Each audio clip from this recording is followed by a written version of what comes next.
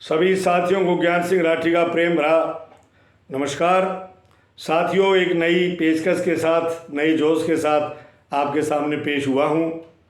किस्सा रहेगा पवन, राजा पवन और रानी अंजनी देवी का।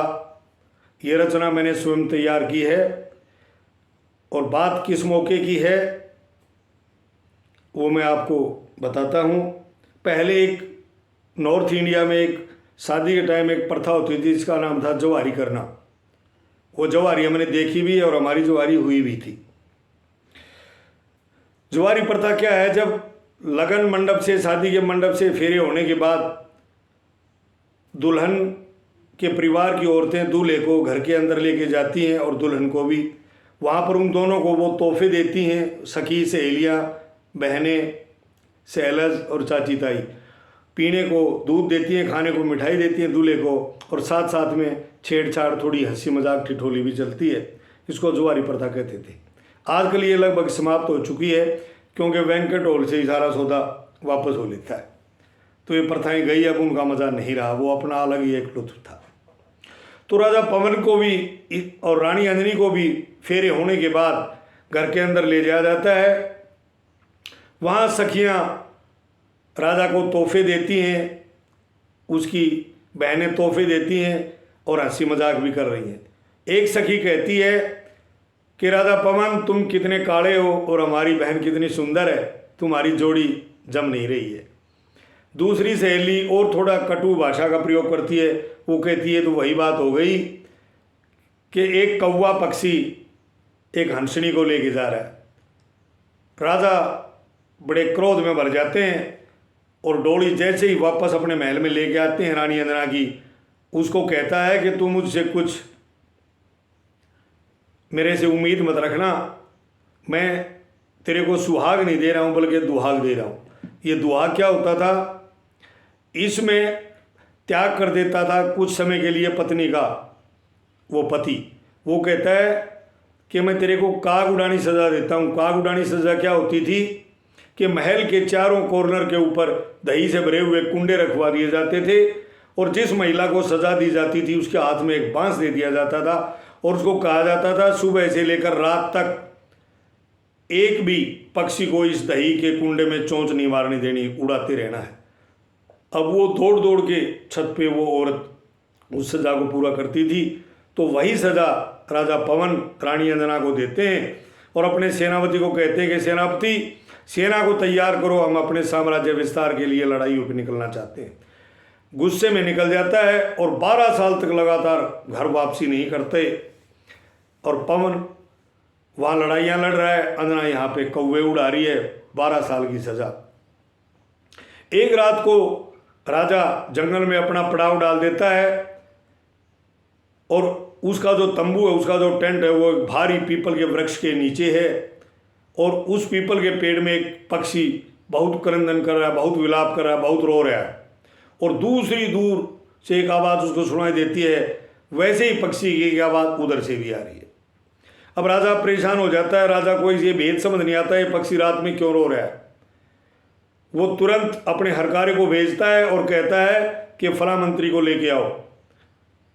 हरकारा जाता है, मंत्री को लेके आता है। मंत्री कहता है महाराज बताओ क्या पूछना चाहते हो, क्या सेवा है मेरे लिए, क्या हुक्म है। वो कहता है इस बात का भेद खोल, ये 2 पक्षी अलग अलग हैं, क्यों रो रहे हैं।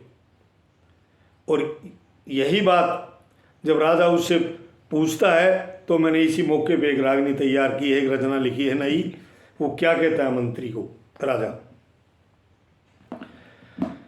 बोला रे आधी रात शखर तैंडलगी, यो पक्षी जंग वैसे और ऊठ मंत्री वेद बता मन, यो पक्षी क्यों रोवे से। और आधी रात से करते डगी, यो पक्षी जंजोवे से ऊठ मंत्री वेद बतायो, पक्षी क्यों रोवे से। पूछता राजा मंत्री से, इसका बोले मेरे हर देखे भीतर न छोले से, और मेरी समझ में आवे ना यो कौन से वेद खोले से। इसकी चीख मेरे कानों में यो दर्द गणा गोले से, और इसकी कूके समझ ना आइयो किसे बोले से, यो किसे बोले से। और रो रो कने रोदन मचार आयो, रो रो कने रोदन मचार आ जिंदगी ने खोवे से। उठ मंत्री वेद बतायो पक्षी क्यों रोवे से, आधी रात करे तैं डगियो पक्षी जंगोवे से। उठ मंत्री वेद बतायो पक्षी क्यों रोवे से। दूसरी बात में राजा पूछता मंत्री से, क्या हो सकता है ये भाई, क्या कोई ताकत वर बख्शी से ठाना चावे से, और क्या कोई विस्तर इस दुखिया के बच्चों ने खावे से। क्यों ये पक्षी तड़प तड़प के इशारा गावे से, और जल्दी उठे मने समझा दे यो के कहना चावे से, यो के कहना चावे से। या तो जख्मी या फिर भूखा रे, या तो जख्मी या फिर भूखा यो भोजन ने टोवे से। उठ मंत्री भेद बतायो पक्षी क्यों रोवे से। अब मंत्री इतनी बात सुनता है और उसको जवाब देता है कि महाराज इस पक्षी का नाम है चकवा और चकवी। ये चकवी आपके ऊपर जो पीपल का पेड़ है इसमें रो रही है, और चकवा दूर किसी पेड़ में रो रहा है। आज शाम को जब इन्होंने उड़ारी भरी तो ये अलग अलग पेड़ पर जा बैठे, और रात्रि के समय इनको दिखाई नहीं देता। अब ये सारी रात यूं ही रो रो के निकालेंगे और दिन निकलने तक ये अपने प्राण त्याग देंगे। एक तो राजा पवन कहता है, इतना प्रेम एक पक्षी में? बोला हाँ, इतना ही प्रेम है इनमें। तो मंत्री राजा को क्या जवाब देता, भाई ये कौन से पक्षी हैं? बोला इसका चकवा बिछड़ गया या उसने टोरी से, और उसके विरह में है पागल हो गए है अपना दुख रोरी से। इसी वेदना में तड़प तड़प के जिंदगी ने खोरी से, और अपने चकवे को मिलन की खातिर इतना जंगजोरी से, इतना जंगजोरी से। और हर कोई जीव प्रेम वश होके, हर कोई जीव प्रेम वश होकर इस गृहस्थी ने ढोवे से।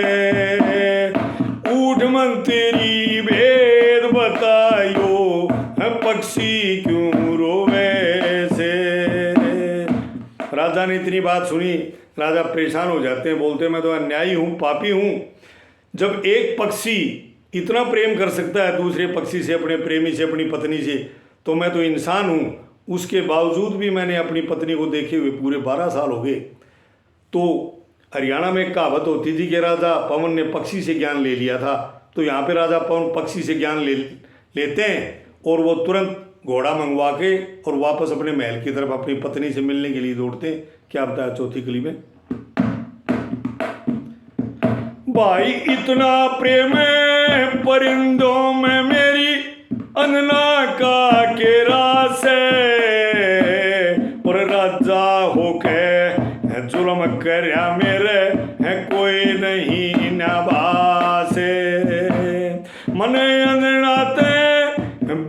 मंत्री यो साल बार माजा से और दुखियारी तैं मिलने की मेरे भीतर ले मचा से भीतर ले मचा से और ज्ञान सिंह पढ़ है फसल काटनी ज्ञान सिंह पढ़ है फसल काटनी तुझी सा बीज बोवे से ऊठ मंत्री वेद बतायो पक्षी क्यों रोवे से आधी रात से करते लड़की यो पक्षी जंगोवे से और ऊठ मंत्री वेद बतायो पक्षी क्यों रोवे से।